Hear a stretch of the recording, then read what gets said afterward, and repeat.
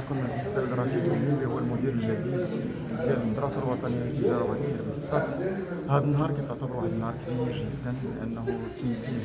واحد المناسبه اللي هو التنصيب الرسمي ديالي بحضور السيد الرئيس وبحضور السيد رئيس الشؤون الداخليه للاعمال وبحضور كذلك باشا مدينه سطات وبحضور جميع الممثلين ديال السلطات ديال الجهه ديال الدار البيضاء سطات، وحضور كذلك الاساتذه والموظفين ديال المدرسه وديال الجامعه، وكنقدم لهم الشكر الجزيل والشكر الاكبر على هذا الحضور، والطلبه كذلك اللي ساندونا في